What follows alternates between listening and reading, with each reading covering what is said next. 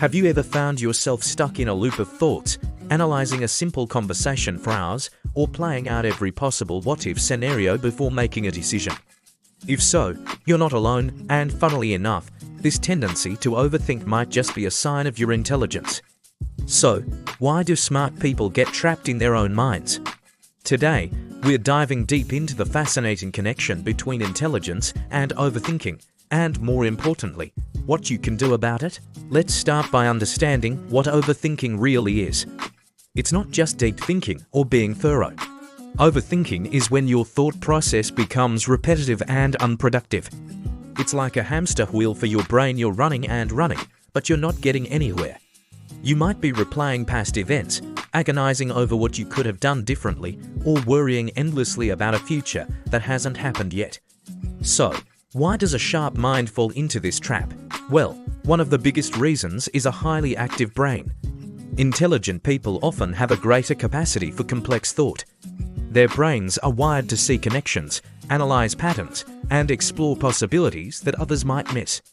While this is a superpower in problem-solving and creativity, it can backfire in everyday life. A simple decision, like what to wear to a party, can suddenly become a complex matrix of social signals, weather forecasts, and potential future conversations.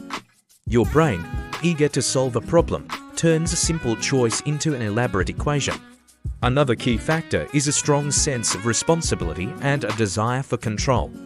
Smart individuals often feel a deep need to get things right. They hold themselves to incredibly high standards.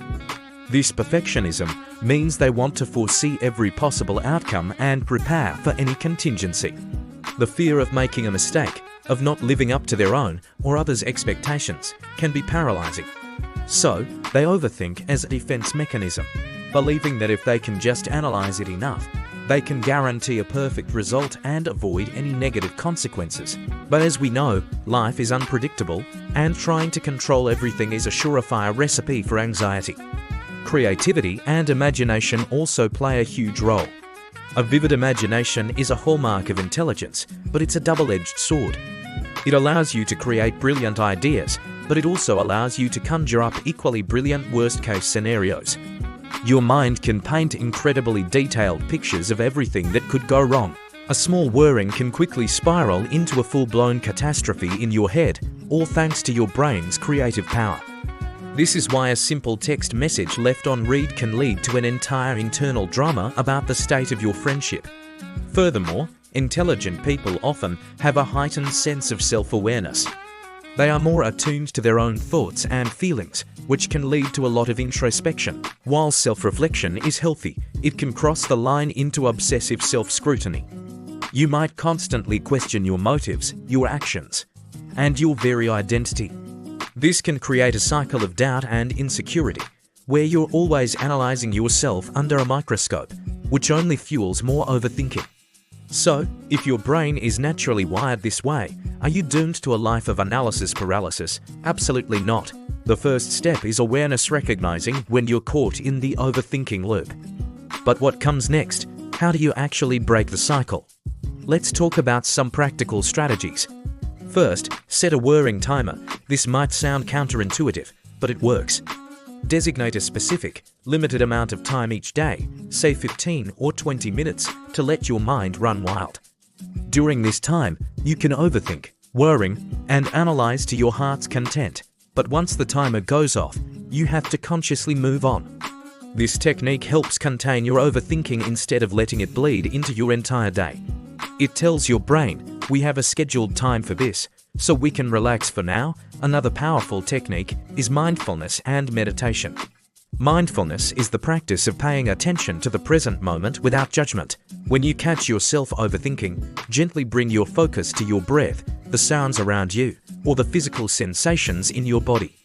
This anchors you in the here and now, pulling you out of the spiral of past regrets or future anxieties. Even just a few minutes of mindful breathing can reset your brain and create a sense of calm.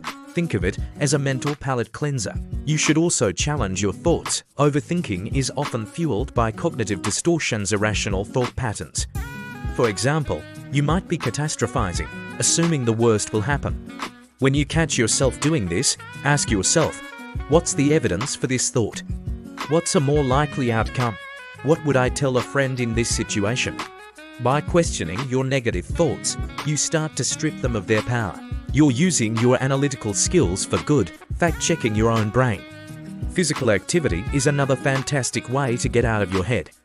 When you're overthinking, your energy is all cerebral. Going for a run, dancing in your living room, or even just doing some stretches forces that energy into your body. Exercise releases endorphins, which are natural mood lifters, and it requires you to focus on your physical movements, giving your mind a much-needed break from its mental gymnastics. Also, try to embrace the concept of good enough. The pursuit of perfection is a major driver of overthinking. Remind yourself that in most situations, done is better than perfect. Give yourself permission to make mistakes. Making a less than optimal choice is not the end of the world. In fact, it's often how we learn and grow. Reducing the pressure you put on yourself will free up an immense amount of mental energy. Finally, talk about it. Sometimes, the best way to untangle a knot of thoughts is to voice them. Share what you're overthinking with a trusted friend, family member, or a therapist. Often, just saying the worries out loud makes them seem much smaller and less intimidating. Another person can offer a fresh perspective and help you see that the disaster scenario you've built in your head is probably not as likely as you think. If you find that overthinking and anxiety are significantly impacting your life, please consider reaching out to a mental health professional. They can provide you with tools and support tailored to your specific needs. There is no shame in seeking help. It's a sign of strength. So, being an overthinker isn't a character flaw. In many ways, it's a side effect of having a powerful, analytical mind. The key is to learn how to manage this trait so it works for you, not against you. Your intelligence is a gift. By channeling its power constructively and learning to give your mind a break, you can find a healthier balance between thoughtful reflection and getting lost in thought. You can be both smart and at peace. Thank you so much for watching. If this resonated with you, let me know in the comments what you tend to overthink about the most. And don't forget to like this video and subscribe for more content on psychology and self-improvement. See you in the next one.